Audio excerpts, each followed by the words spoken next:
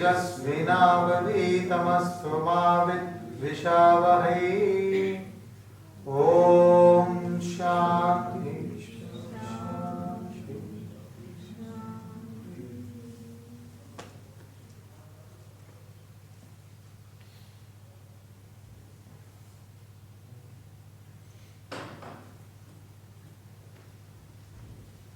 We'll chant chapter 3 of the Bhagavad Gita, verses 1 to 5.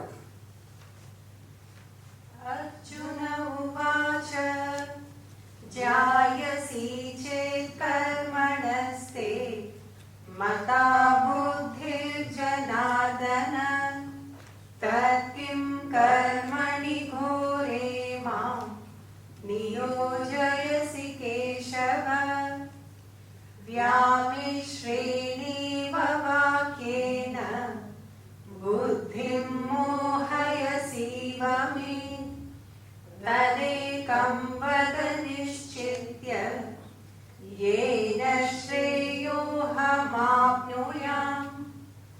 श्रीभगवानुवाच लोकेऽस्मिन् द्विविधा निष्ठा पुरा प्रोक्ता मया नघ ज्ञानयोगेन साङ्ख्यानां कर्मयोगेन योगिनां न कर्मणामनारम्भात् नैष्कर्म्यं पुरुषोऽश्नुते न च सन्न्यसनादेव सिद्धिं समधिगच्छति।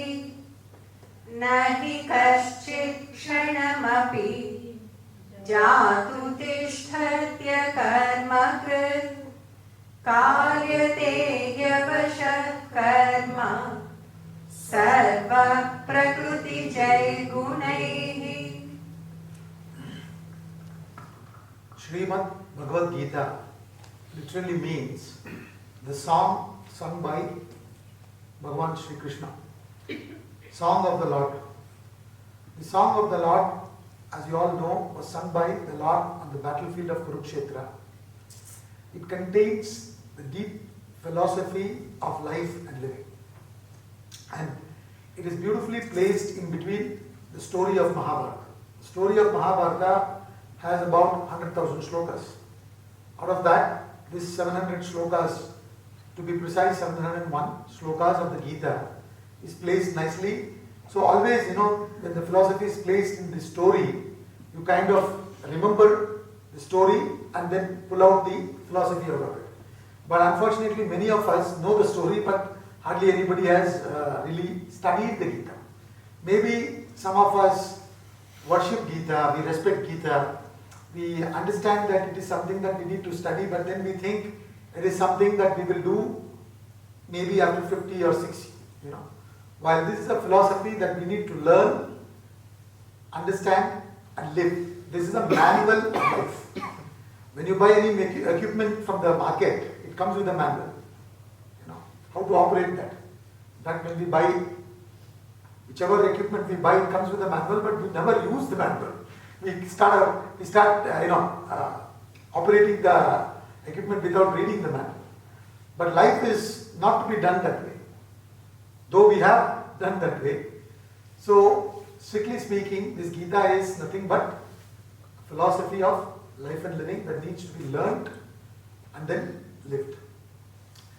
Now, this philosophy of the Gita, as I said, is contained in 701 shlokas. It starts with the shloka in the first chapter.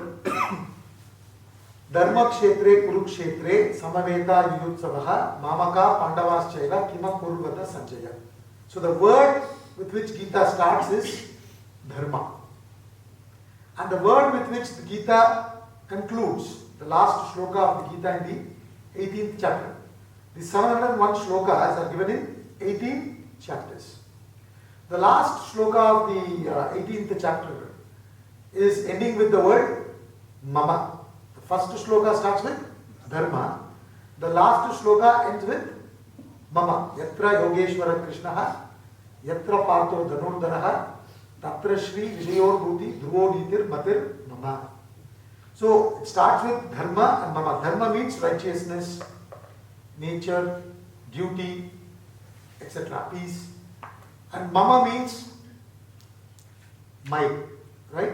So mama dharma means my nature, my duty. So that is what Gita is talking about. What is our essential nature?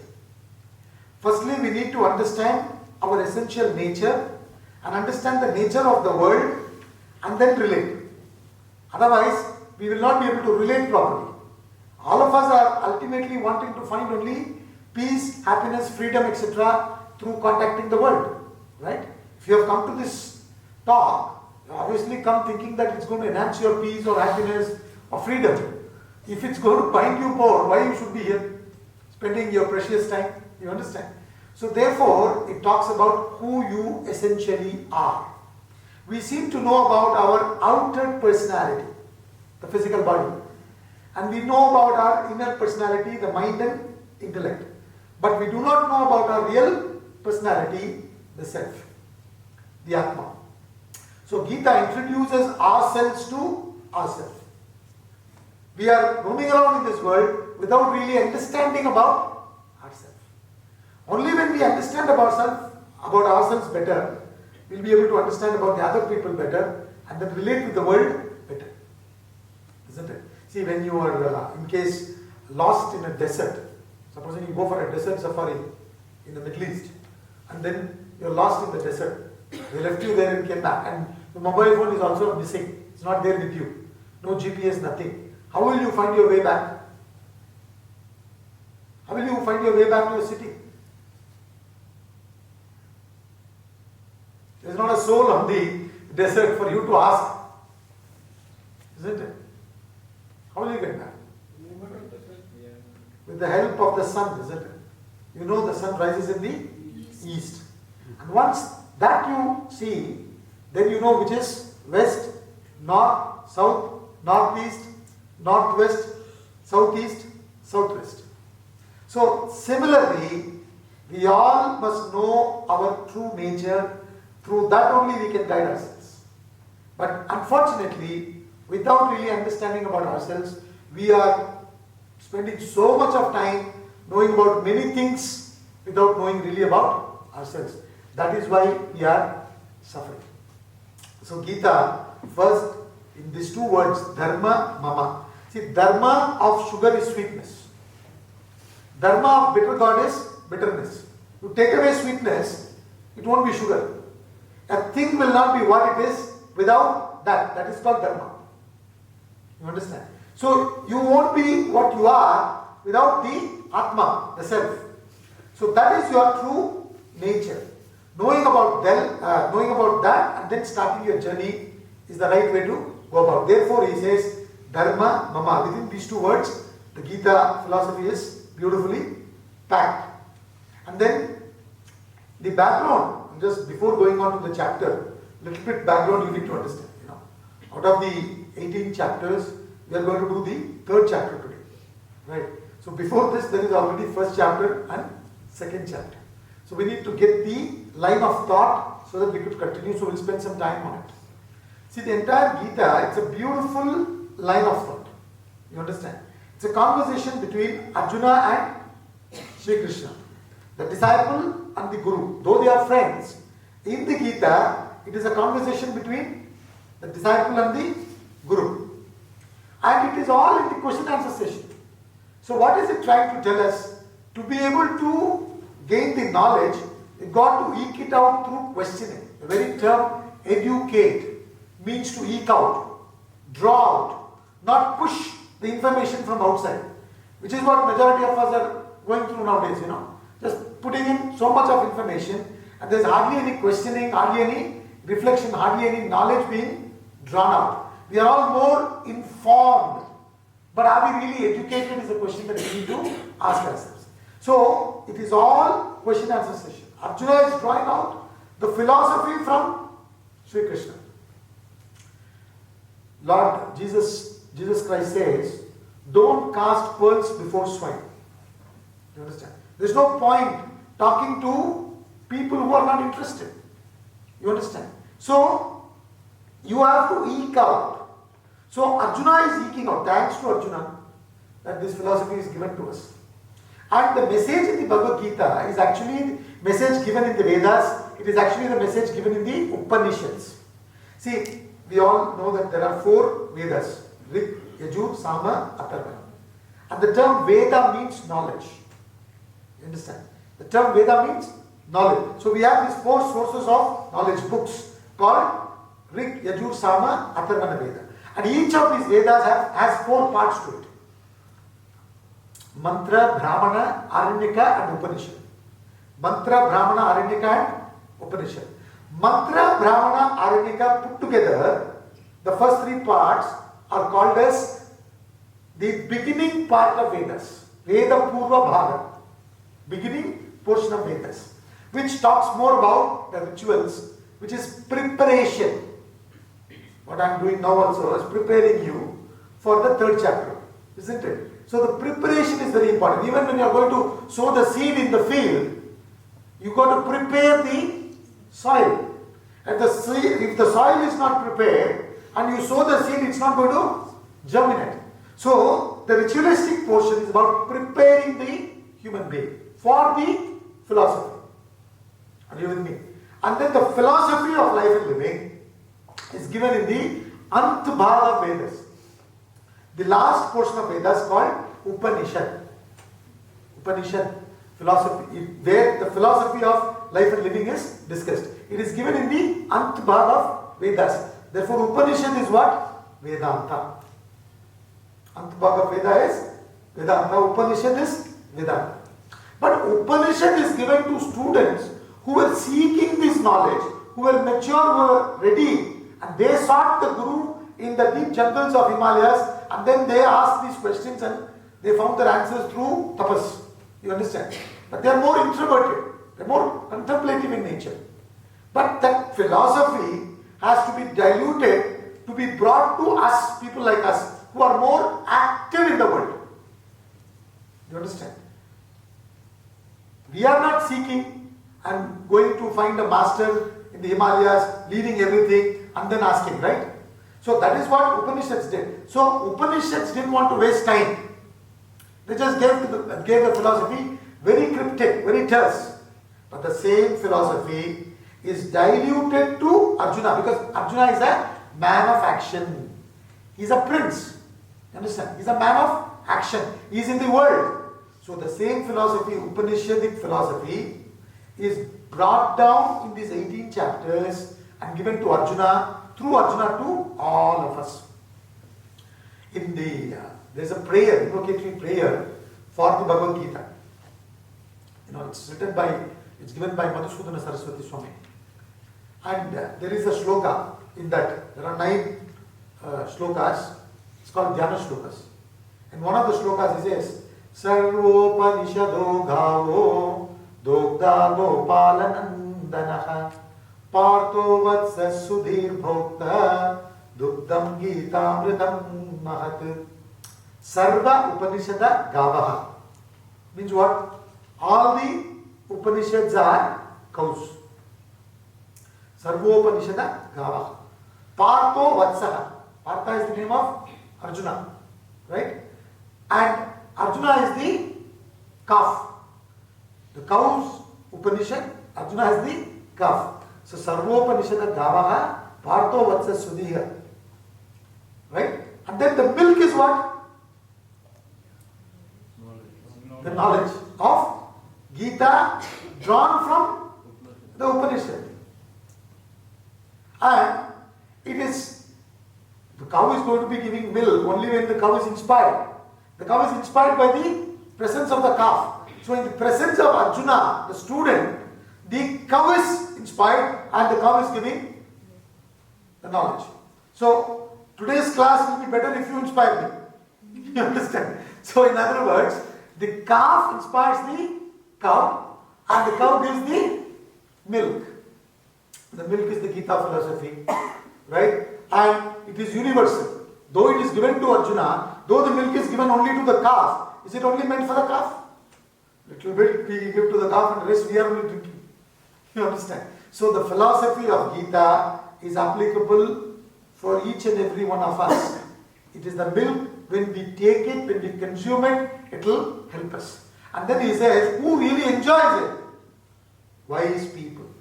Wise people who understand the importance of it and spend time and understand and put it into practice. So that is what it is saying. So from the Upanishads, the Bhagavad Gita is given, but it is given to an active person. So Bhagavad Gita is more suitable for us than the Upanishads. Through the Gita, when we are more evolved, then we can go to Upanishads. A lot of people ask, sir, are you teaching Vedanta or Bhagavad Gita? As if they both are different. They are not different. Vedanta, Bhagavad Gita is one and the same. In fact, some people used to refer Bhagavad Gita as the fifth Veda. You understand? Simply means body of knowledge. See, in this country, we respect knowledge. Everywhere they respect knowledge. Here, specifically, we have a goddess for knowledge. Right? Goddess Saraswati. And even in case you are walking on the road and by chance you stepped on a paper, you immediately bend down and, do namaskar to it. Knowledge should be respected. Because we do not know where we are coming from, where we are going, in between what we are doing here. Right? There's a very interesting quotation. It says, life is an arrow, shot from darkness, flutters in light for a while and disappears into darkness. We are like that. Isn't it? Life is an arrow, shot from darkness. Where we came from, God knows. Flutters in light for a while. We know our date of birth, father's name, mother's name, place of birth. All this we know, what we are doing here, what we have studied, little bit we know. Right? They're fluttering light for a while and then disappearing into darkness. Again we give up this body, die, we push off. So we seem to be living more and more in ignorance, darkness, but we need to realize that. We need to first know that. See, the most important thing to gain knowledge is to become aware of our ignorance. If I am not even aware of my ignorance, it's a big problem. You understand? First I should become aware of my ignorance. And the direct antidote for ignorance is knowledge. The direct antidote for ignorance is knowledge, nothing else. So, if you are in dark room, the only solution which will help you is light. Without switching on the light, if you walk around, even if the room is well organized, you are going to be hurting yourself, isn't it? So therefore, we need to switch on the light, and that light is this Bhagavad Gita. And without this knowledge, Arjuna, though he had all the worldly knowledge, he's a prince who was trained very well. He was number one in the art of archery. You understand? He was number one in the art of archery. And he had tremendous experience. He had fought many battles and he had conquered many enemies. He had brought a lot of wealth through that. In fact, he is called as Dhananjaya. One of the names of Arjuna is Dhananjaya, winner of wealth.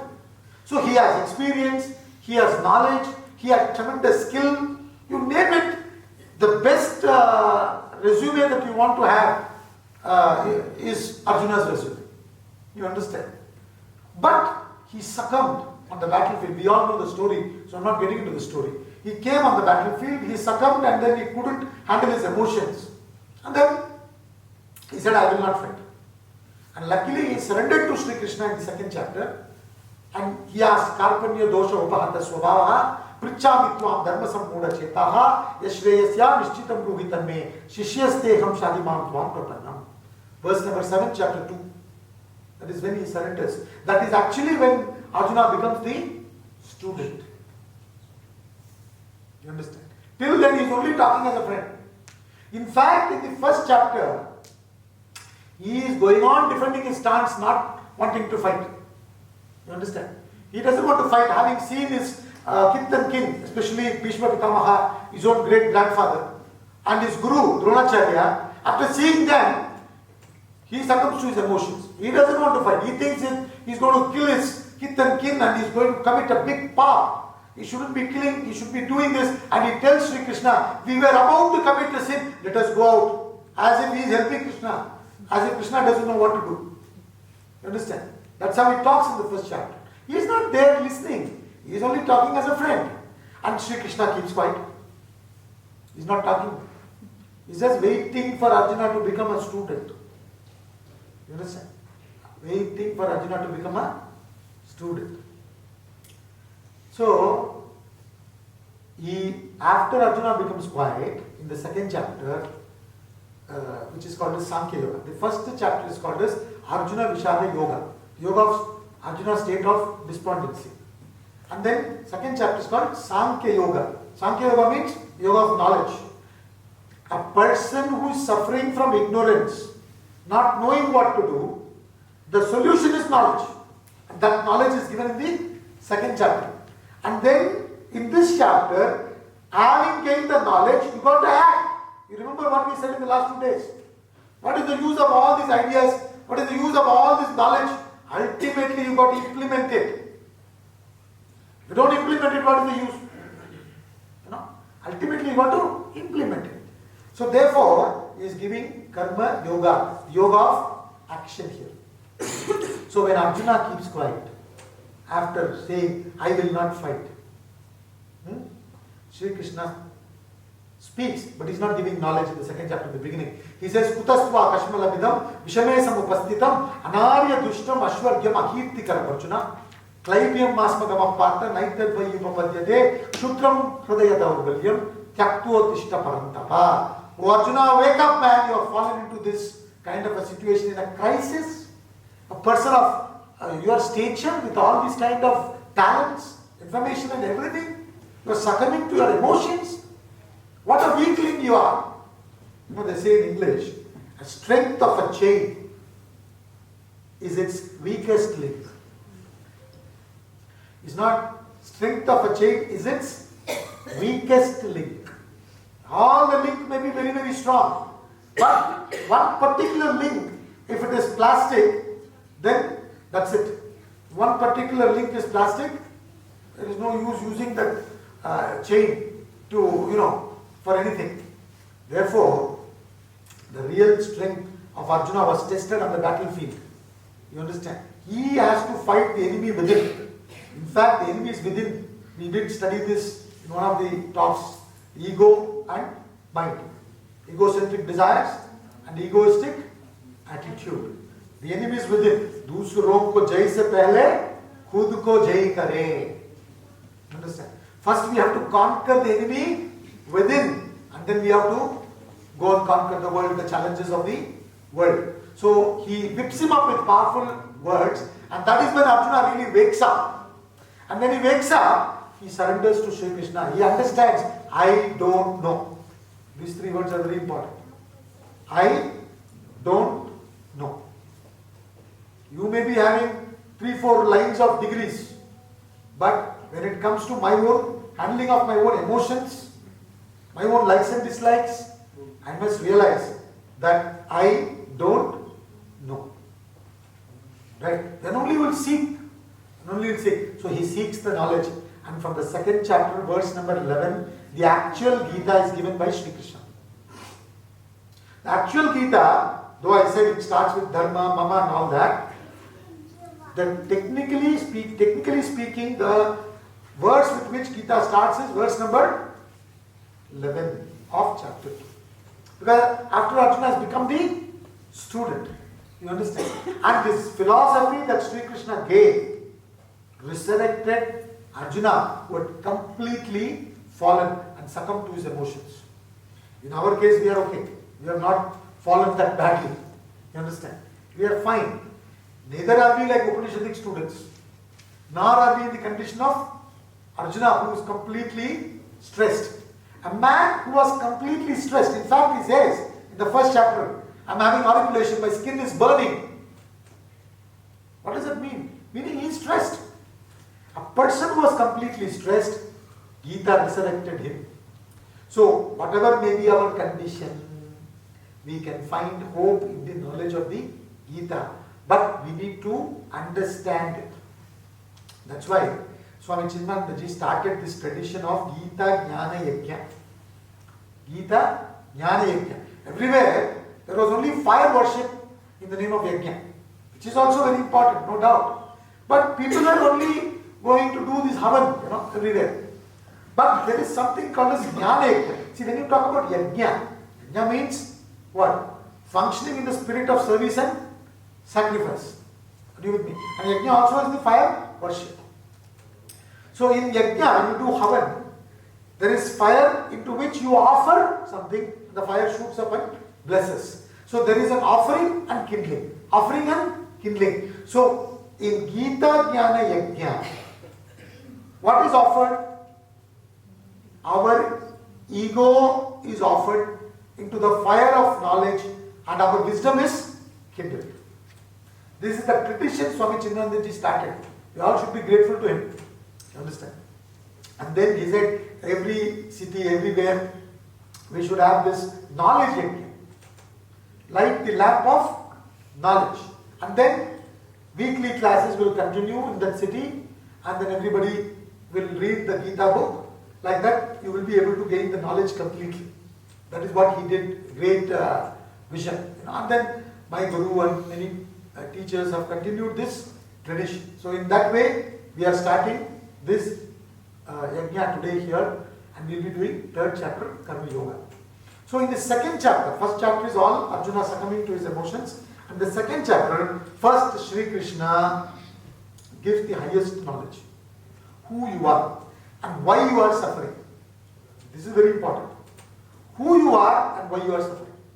He says, you are the Atma, not this body, mind and intellect that you believe yourself to be. You are not Mr. Arjuna. You understand? Arjuna is only your name. If I ask you, who are you? You will say, your name. That's only your name. You didn't have a name for the first few days. You know? I don't know, 10 days or 15 days, they take time to name you. You know? All of us who are now old, maybe sitting here, but we also did not have a name for the first few days. How they were calling us? All of us were called like that. You understand? Like that. But now you have a name. So you say, who are you? You give your name. But that's only your name, that's not you. Then you say, I am a man or a woman. That's your sex, that's not you. Then you say, I am an engineer or a doctor. That's your profession, that's what you do. That's not you. Then you say, caste, Brahmana, this thing, that thing. That's only your caste, that's not you. Then who are you? You don't know. You understand? So Sri Krishna says, you do not know who you are. You are ignorant. You are actually the Atma. And because of this ignorance, you are imagining yourself to be this body, mind, intellect complex. You are identifying with this limited personality. Are you with me? And when there is identification with the body, you are attached to everything related to the body. This body came from my parents. My siblings came from the same body. And my children have come from this body. Right? So I am attached. I put a boundary there. And the moment I am attached, I suffer. So that is my attachment. But I blame it on the world. You understand? So ignorance leads to confusion and attachment that leads to suffering. So if I want to deal with ignorance, I need to gain the knowledge about myself. So Sri Krishna gives the knowledge about oneself and then he gets on to talking about a little bit of action, telling Arjuna, after gaining this knowledge you should act. And then Arjuna is asking, what is the profile of a perfect human being? Which is the lecture we gave last year in Chandigarh. And then after having understood the profile of perfect human being, Arjuna should have plunged into action. But Arjuna is confused. His confusion is still continuing and therefore is questioning Sri Krishna. You understand? That's how the third chapter starts. Now, this every chapter, like I was explaining to you now, is a beautiful thought flow. You understand? It's a beautiful thought flow. And again, when we say chapter, it is not that when the conversation was happening between Arjuna and Sri Krishna, okay Arjuna, you have now succumbed to your emotion. You please conclude the first chapter, now I will give the second chapter. It's not like that, right? They have talked to each other and then Sage Vyasa, when he wrote it down, for our understanding, he split them into 18 chapters. But then, each chapter is also having a line of thought. So, my Guru, Swamiji, what he did is, he did through his research, split them into further topics. Every chapter divided into topics. So this chapter, Karma Yoga, third chapter, the yoga of action. Karma means action. Karma Yoga means yoga of action. Yoga comes from the root yuj. Yuj means to unite. So through karma, you got to unite with the higher. That is the message here. Then you will attain excellence. You understand? So this chapter has 43 shlokas. You can see it on the board, the topics. The first topic is from verse 1 to 3, where he says, he is just introducing the path of action. He is introducing the path of action. And then from verse 4 to 19, an intellectual appeal for Arjuna to act. An intellectual appeal for action. He is doing this intellectual appeal. Arjuna, please understand the value of action. It's very important, right? The value of action. Intellectually he is giving logic, reason, trying to convince Arjuna why he should act. From verse 4 to 19, he is giving reason, logic. And then, when reason and logic is not sufficient for some people, maybe he also needs to be motivated emotionally. So then what he is doing is, he is giving certain emotional appeals to Arjuna from 20 to 24. Emotional appeals for action. Emotionally, when you tell people, they sometimes react if they have not reacted to the logic and reason. And then the real philosophy of action, the formula for success, is giving verse number 30, which comes in this topic, the technique of right action, from verse 25 to 35.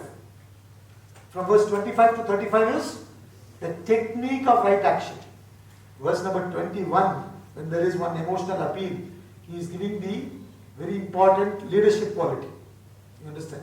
And then 30th shloka, which comes here in this topic, is giving the technique of right action. Verse 25 to 35.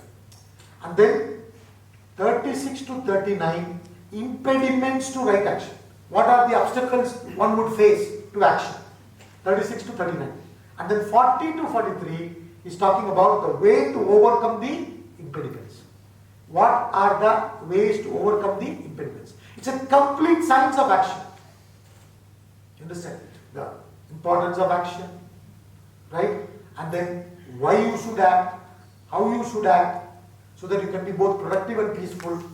And what are the obstacles that you will face, how to overcome that obstacle. All this is being discussed in the Gita, and yet everybody is scared to study Gita when you are young. Baba, Gita will take me away from action. Like the speaker, I will also start wearing white and white. I don't want to wear, I want to wear color. I want to be colorful. You understand? See, few people who took this up for research and propagation, they lead a different lifestyle. But this Gita philosophy is for you to go and meet the challenges of life. The din and roar of market field, you got to apply this. You understand? So, Gita has to be studied. It will give you the film to do the right action through which you can achieve perfection. And that is what this chapter is all about. But now Arjuna, like I said, come back to the thought flow. Arjuna was hearing the importance of knowledge. Having given the importance of knowledge, Sri Krishna is also telling him to do the action. Through this, Arjuna is going through some confusion, and Arjuna is asking a question. He is not keeping quiet. He is asking a question, and that's how the chapter begins. Let's start the first shloka of chapter 3. Please chant. Arjuna uvacha jayasi chet karmanaste mata buddhi janardana tarkim karmani ghore mam niyojayasi keshava. Arjuna uvacha. Uvacha means said. Arjuna said. Now, when a shloka is read, we don't know who said this, right? So they are mentioning Arjuna Vacha. Arjuna said. Said to whom? To Sri Krishna. The disciple said to the Guru. Jayasi chet karmanaste mata buddhir janardana. O Janardana, O protector of people, O Sri Krishna. He is addressing Sri Krishna as Janardana. Right? So he is saying, O Janardana, if you consider knowledge superior to action, why then do you, O Keshava, another name of Sri Krishna, Keshava, which means what? The killer of demon, Keshi, right? O Keshava, why then do you engage me in this terrible action? Gora karma. Gora karma. See, he is now to go and kill them. Na? He has to kill his own guru. He has to kill his own great-grandfather who renounced the throne, for which now the fighting is going on. Isn't it? Between Pandavas and Kauravas. So you have to kill them. So that he is calling terrible action.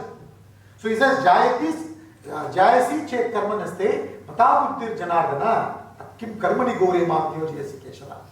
Are you Janardana or are you Keshava? You are a killer of demons, no? Bad people. And protector of good people. I have to kill good people. Like Bhishma Pitamaha, Dronacharya, who taught me how to wield my weapons. So he is confused. And then he is saying, if you consider knowledge superior, because that's why you gave knowledge in the beginning. Highest philosophy you gave me. Right? And then, once I've got the knowledge, now I should be leading a retired life, sitting down and reflecting, nicely. That is what I'm supposed to be doing. But you are telling me to go and act. I don't understand this. If knowledge is important, let me gain the knowledge, Why I should get into action? That is what he's saying. If you consider knowledge superior to action, why then do you, O Keshava, force me, engage me in terrible action? See, when asking this question, Arjuna is also explaining what his confusion is. What he's saying is, this terrible action, he's putting an adjective, qualifying that action. Right? See, all of us, many times, the difficult portion we want somebody else to do. Isn't it? Like buying the vegetables from the market, cutting it, cooking, all that we want somebody else to do. Eating we will do. You understand? Eating we will do. If that also is possible, if somebody can give it in the form of a soup or something, I'll drink it. I don't have to chew it. You understand? So the thing is, Arjuna says, this terrible action, I have to kill them. Why wouldn't you give me some other portfolio? Supplying tea, coffee and all for these people who are fighting on the battlefield, must be tired. That would have been an easier portfolio. Or being a doctor, treating these soldiers who get hurt. But here I have to be killing. I'm going to commit sin. He's still confused about this sin, this virtue and all that. He's still not gotten out of it. You understand?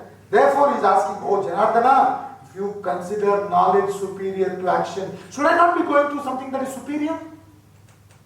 Rather than going to something that is inferior? You understand? So why are you forcing me? Why then do you, O Keshava, engage me in terrible action? Continue.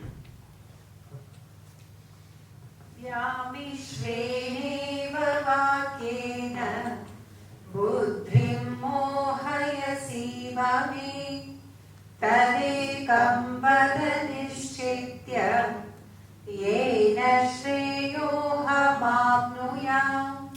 Vyamishveneva vakyena buddhim mohayasi vame. With an apparently perplexing speech, you confuse as it were my understanding. It may not be your intention to confuse me, but your words seem to confuse me, he said. He's not accusing the Guru, but he said, as it were. You understand? So he's saying, Vyamishreneva vakyena buddhim mohayasi vame. With an apparently perplexing speech of yours, because you are praising knowledge, but telling me to go to action. It's like saying to a student who is completed 12th grade, you understand? Or let's say 10th grade is completed, and then he has to go to 11th grade where he has to choose the subjects. And you're saying these are the best subjects, but you choose this. Obviously, if you're saying that, what does it mean? Means you have this nature, so for you this will be suited, for you. But Arjuna is confused. You're saying that is the best. Should I not take that? That is his confusion. So he's saying, with an apparently perplexing speech of yours, you are confusing my understanding has declared. Buddhim mohayasiva me. Tadekam vada nishchitya. He is a soldier, you know. Just tell me one thing, man. Don't tell this and that also. You understand? So he's telling Sri Krishna, Tadekam vada nishchitya. Tell me one thing certainly, what I should be doing. Tell me with certainty that one way by which I may attain the highest. Yena shreyoham apniyam. This is beautiful. Arjuna is going on asking only Shreya, Shreya, Shreya. I quoted the 7th shloka of chapter 2, where he surrendered.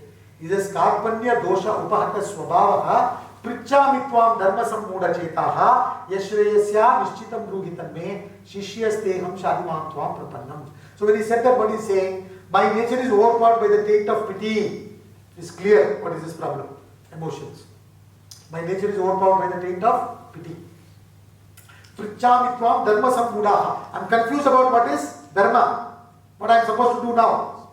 Yashreyasya nishchitam bruhi. Tell me what is good for me. Shreya means what is good. Preya means what is pleasing. So Arjuna is not asking for what is pleasing.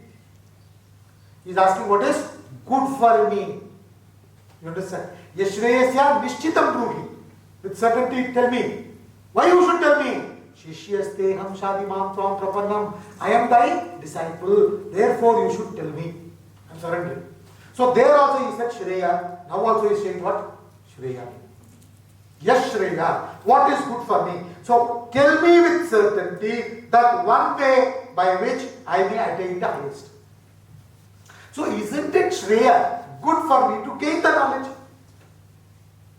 than to be acting now? Right? So if that is Shreya, but why are you asking me to go into this action? That is his question. And therefore I am not able to understand this. It's confusing me. Right? So this is his question. Now Sri Krishna's answer starts. Now whenever you are giving an answer to a question, one is answer to the question, and also that answer to the question should be to the questioner's level. You understand? So questioner also is very important aspect. That also Sri Krishna takes care and then answers. So you will see that. See, in any communication, 95% almost is only psychology.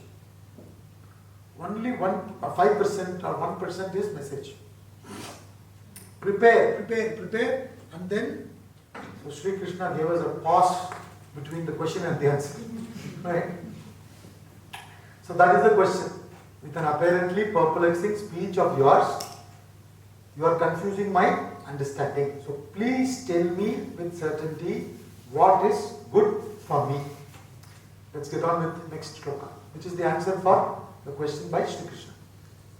Sri Bhagavan Uvacha Lokesmin Vividha Nishta Pura Prokta Maya Nagha Jnana Yogena Sankhyanam Karma Yogena Yoginam.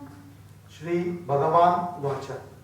Sri Krishna said, the Lord, the Guru spoke to the Sishya Arjuna, addressing answer to his question. Sri Krishna spoke. Lokesmin dvida nishta pura prokta maya naga jnana yogena sankhyanam karma yogena yogina. Asmin loke dvida nishta. Dvida means two. Nishta means path. He is saying twofold path. He doesn't say twofold paths. Nishta is singular. You understand? So asmin loke, in this world, lokesmin, in this world, there is twofold path. The Blessed Lord said, in this world, there is a twofold path.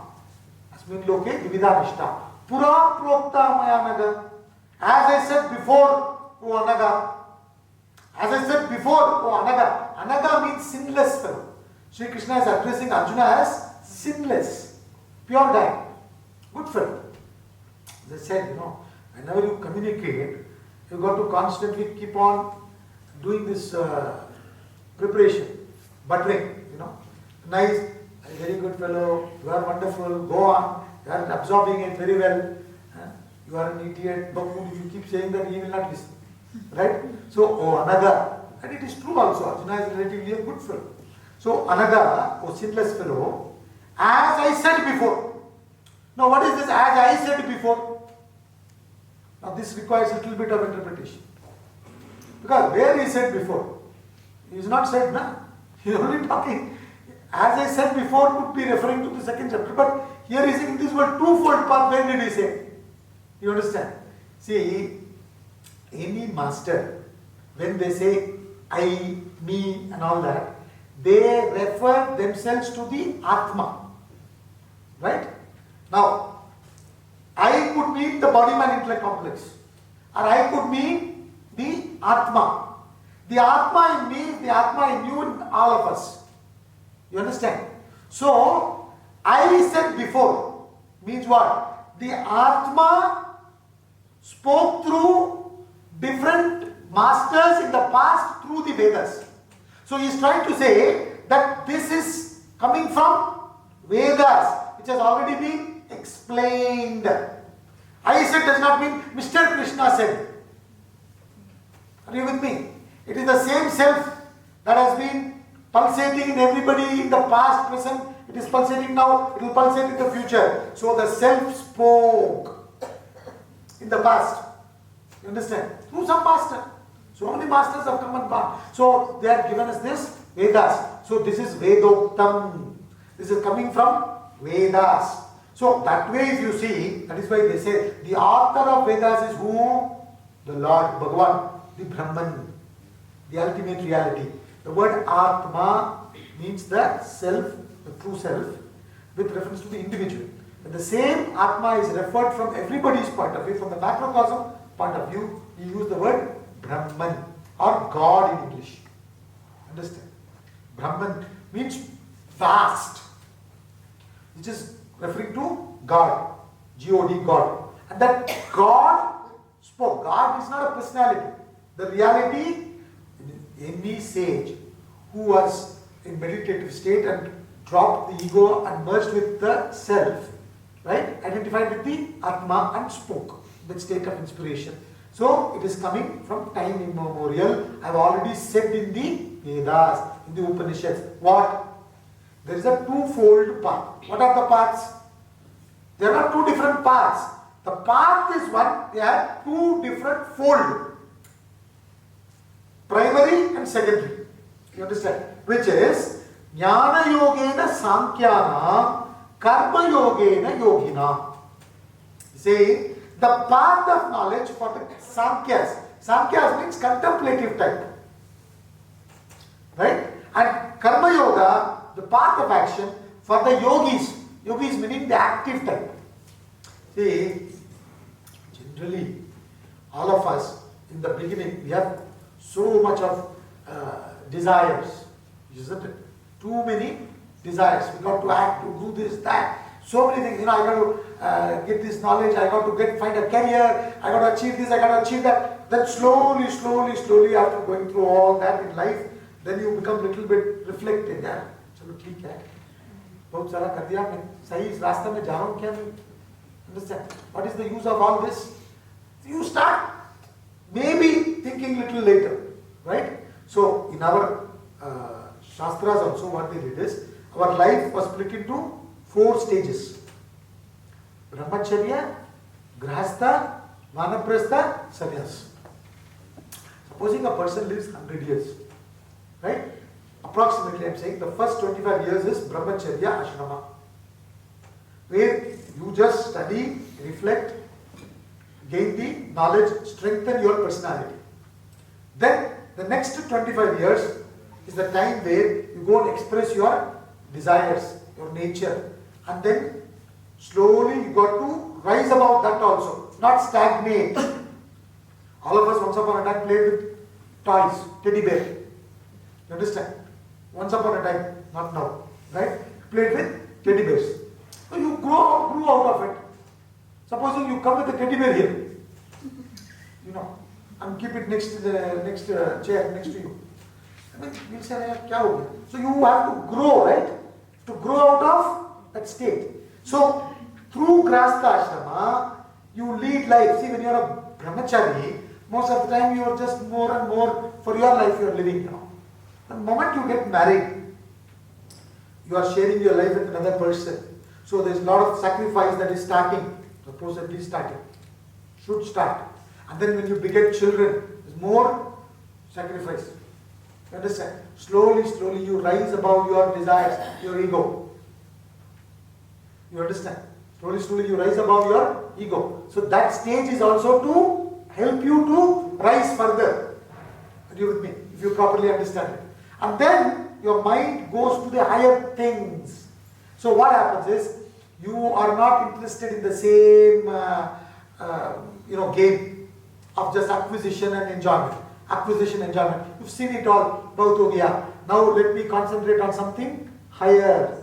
So what happens is, you have evolved also, so your needs become less, should become less, if you live correctly, and your thinking is at the higher. So this is what we say, high thinking, simple living. That is called Vanaprastha. Vanaprastha means a life where you go live in forest. Forest means what? Books, scriptures, contemplative life you lead. Then you can decide whether you want to continue or take up further research and study, which you call as sannyas, renunciation. We are not going too much into that. We will discuss that as we continue in one of the days. So basically going on evolving further and further and further towards the divinity within. Okay? So then you are called as contemplative person. Then you are in Vanaprastha, sannyas. Are you with me? But now you are, when you are in brahmacharya and grahastha, you are more desires, more active. Are you with me? So an active person, will he be able to sit and reflect and all that?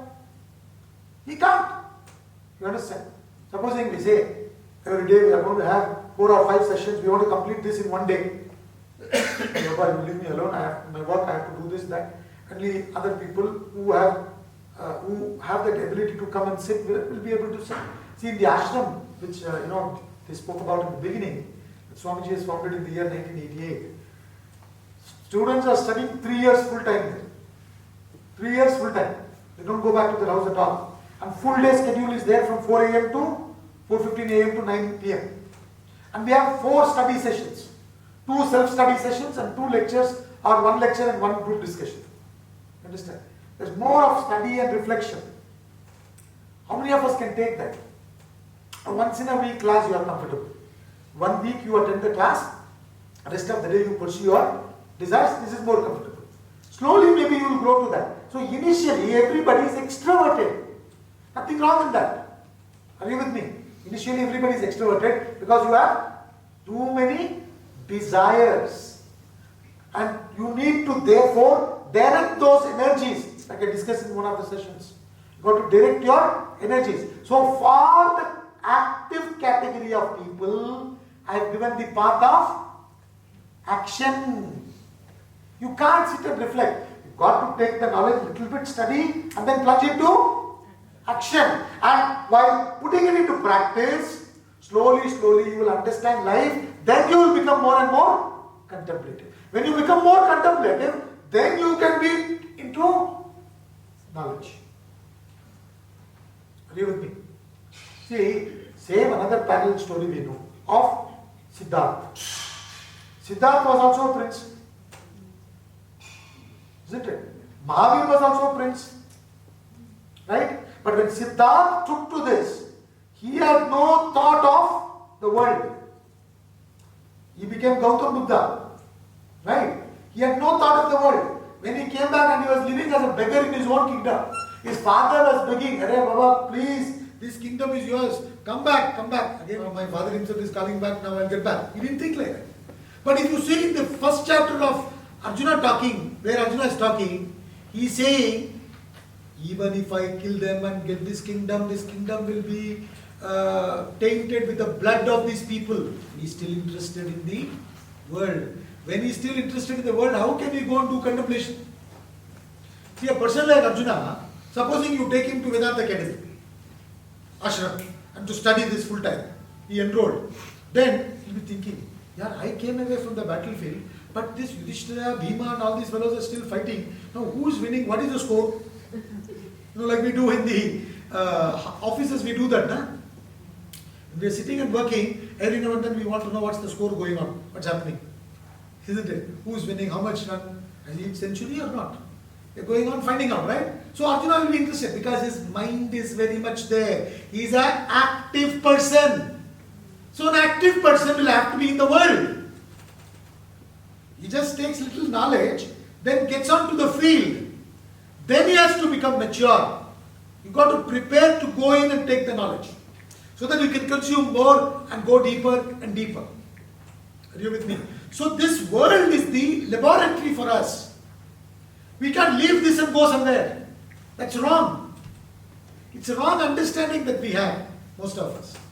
You people who wanted to do deeper research and propagate this knowledge through research, then they take that life, what you call as sannyas. Understand?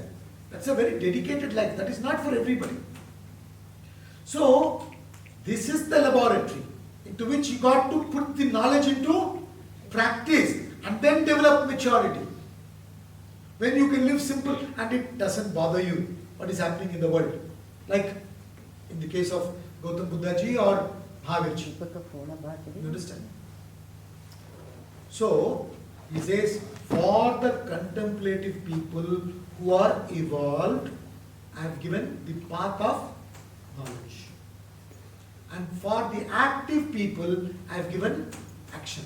Now what does it mean? Arjuna, you belong to what category?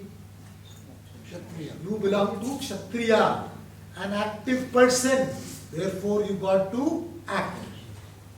Simple. You understand? And then he further continues giving little more logic as to why one should act. In fact, from 4th verse to the 19th sloka, the first topic is over, which is introduction to path of action. This is why you should act. You have desires, so you have to leave it and go. Are you with me? So now he is giving logic, further logic to appeal him to get on to action. From verse 4 to 19. न कर्मणामनारम्भा नैष्कर्म्यं पुरुषोऽश्नुते न च सन्न्यसनादेव सिद्धिं समधिगच्छति. Not by abstaining from action does man gain actionlessness. Naishkarma siddhi, he says. Naishkarma siddhi means actionlessness. Now this word has to be understood correctly. Na karmana manarambha naishkarmyam purushoshnute. Not by abstaining from action does man gain actionlessness, nor by mere renunciation does he attain perfection. What he is saying, this is now very interesting. 2 words. Siddhi means perfection, success, right? Goal. And actionlessness means naishkarmya siddhi, actionlessness. Both are used as synonyms here. So perfection is actionlessness.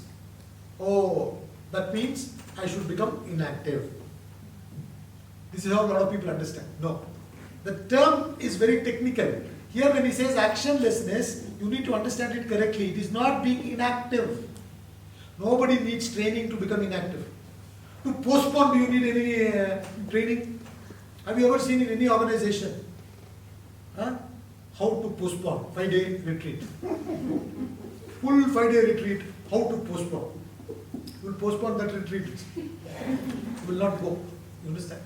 How to be doing things on time. How to be punctual. Training चाहिए.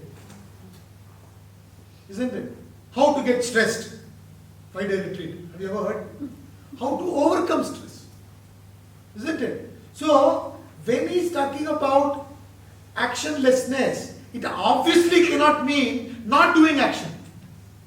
So he says, not by abstaining from action does one gain actionlessness. So what is talking about actionlessness? See, in the book Vedanta Treatise, very important book written by Swamiji called Vedanta Treatise, The Eternities. He took about 20 years to write this book. He did the research on Vedanta philosophy, and Swamiji is also educated in the West, so he is exposed to a lot of Western philosophers. The philosophy from there, philosophy from here, everything he put in the modern contemporary language and thought, following the fundamental principle of education, which is to move from the known to the unknown. And he wrote that book. And in that book, he talks about all this. And there is this portion called 5th chapter called Exigency of Action. There he talks about chronology of action. How does an action emanate? Action emanates from desires. Desires emanate from thoughts. Thoughts emanate from vasanas. Vasanas comes from the root word vas. Vas means fragrance. Each one of us are a bundle of vasanas. You understand? Supposing all of us are sleeping. Let's say we are all traveling in an aircraft and we are all sleeping. And I am also dressed like you, not in white and white, let's say. Nobody will know who is the Vedanta teacher, who is an architect, who is an engineer, who is a doctor, who is a painter, who is a dancer. They won't know. And when you sleep, nobody knows, right? But when you wake up, an engineer will wake up as an engineer, a doctor will wake up as a doctor, painter will wake up as a painter, dancer will wake up as a dancer. So, while you are asleep, your nature is in unmanifest form. That innate tendencies are in unmanifest form. That is called vasanas. You have that fragrance, no? That's why your home page is that. If you are so much into cooking, your home page will be cooking page on your desktop or laptop. If you are so much into sports, your home page will be sports page. If you are so much into share market, it will be that. Your vasanas. From the vasanas, you have such thoughts. If you have vasana for painting, you will have thoughts of painting. Then the thoughts further becomes desires. I must paint. I must dance. I must play. Whatever. Right? It becomes a desire. And then you express the desire through action. Are you with me? So, vasana, thought, desire, action. Vasana, thought, desire, action. This is the chronology of action. But it doesn't end there. What happens is, action further produces vasanas.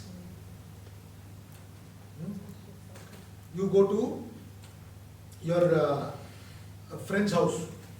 They invited you for a get-together. You go there in the evening, and as you are participating in the get-together, you see some nice paintings in the house.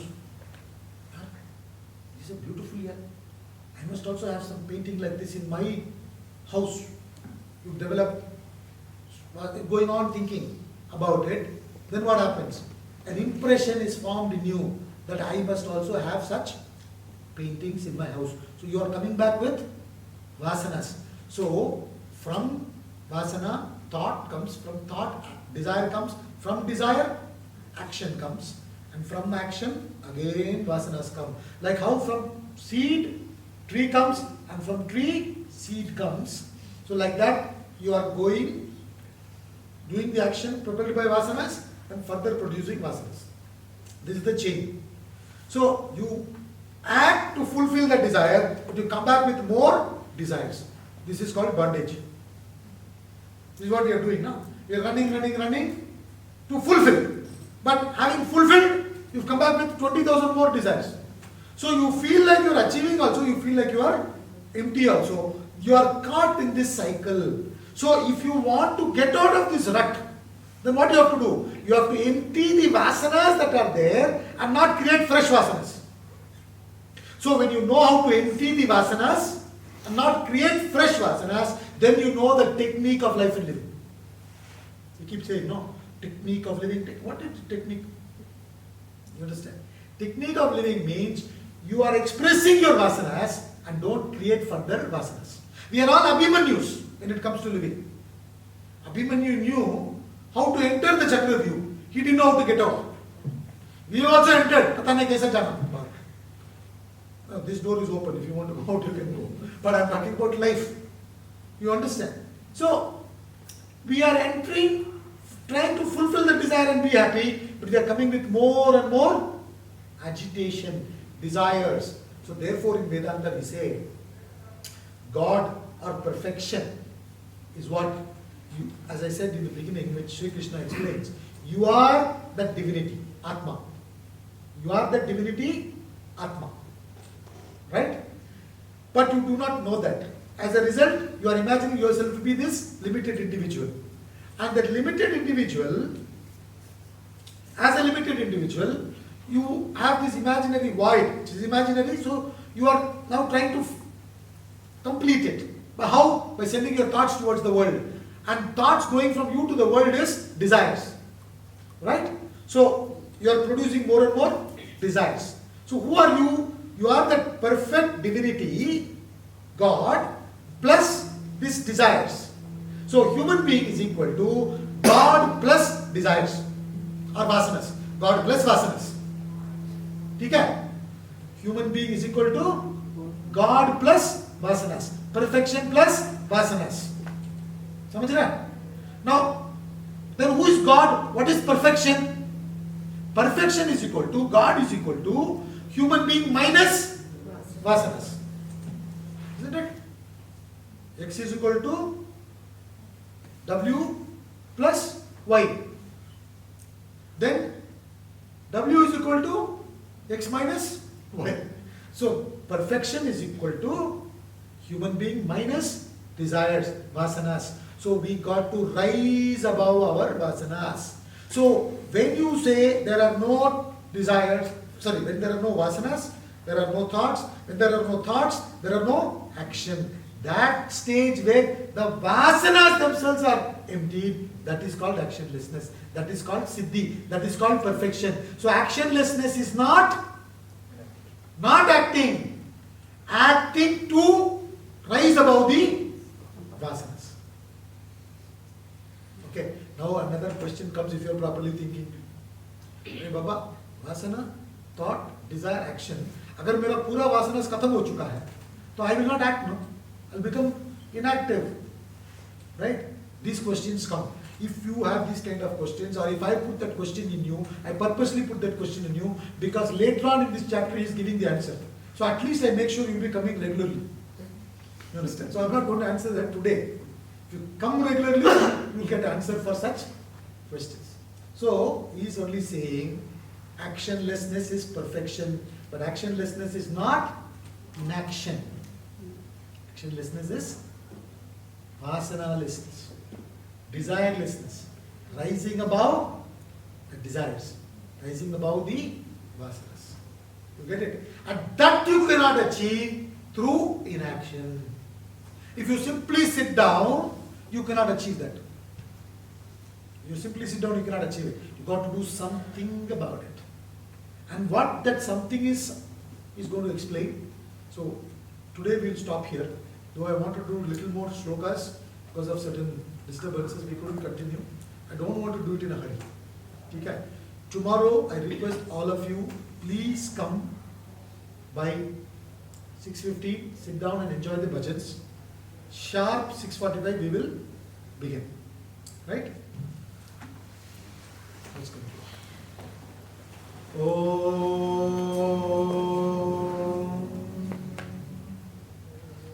Om Purnamada Purnamidam Purnat Purnamudachyate Purnasya Purnamadhaya Purnameva Vashishyate Om Shanti Shanti